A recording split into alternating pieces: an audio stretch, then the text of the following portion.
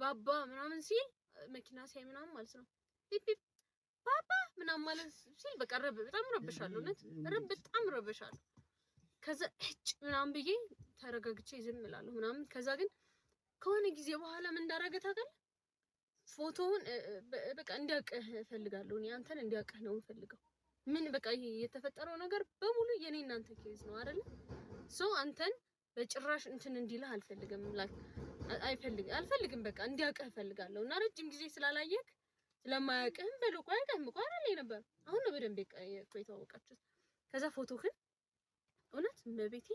ያወራል ሶላችን ያወራል የራሳችን የሆነ ነገር ልጆች በጣም ያውቃሉ ፎቶህን እንደዚህ አወጣና ማለት ነው ይሄ ማን ነው ስለው በደንብ ያይና ማለት ነው ፓፒ ይለኛል ደስ ይለኛል የምር አልናደድም ከዛ ከስንት ጊዜ በኋላ ነው እኮ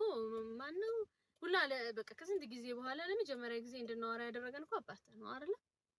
አባቱ ነበር ባካቸው አውሩ ምናምን ይላል አይ በቃ ችግር የለውም እኔ ኖርማል ነው ምናምን እለዋለሁኝ ከዛ እሱ ጋር አንደዋወለ ምናምን ግን ባባ አወቀው አያውቀውም እኮ ረጅም ጊዜ እኮ አላየውም ግን ባወቀው በቃ ከዛ ይሄ በቃ እግዚአብሔር መልእክት ነው እኔ ምለው ይላችሁ እያንዳንዱ ጥሩ ነገር ከሆነች እንዳልኳችሁ ከእግዚአብሔር ጋር ነው የምናገናኘው ነው ሌላ ካልኩሌሽን የለውም ሰው ከዛ በቃ ደስ አለኝ በጣም ማርያምን በደንብ ስላልረሳክ ስላወቀ ደስ አለኝ ደግሞ አሁን ምን አደረገ መሰለሽ ባለፈው ባባ ልንገራቸው ብዬ ከዛ አቤት ልክ ስንገባ ሁለታችን ቆምናና ና ምናምን ማለት ጀመረ ማለት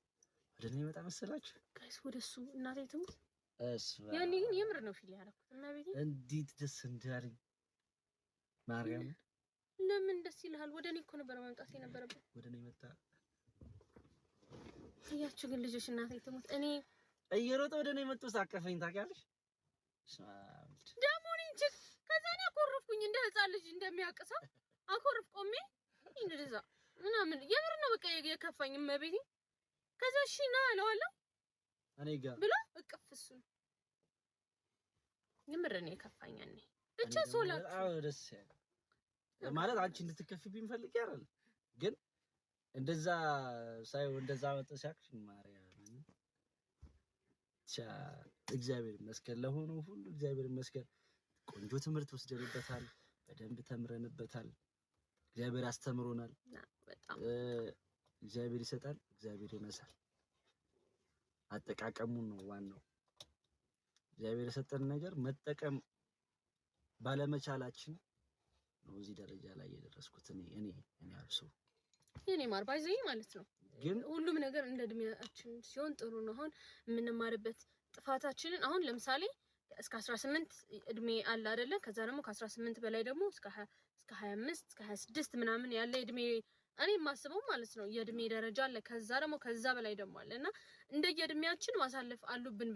ብዬ ማስባቸው ነገሮች አሉ አይደለ ሶ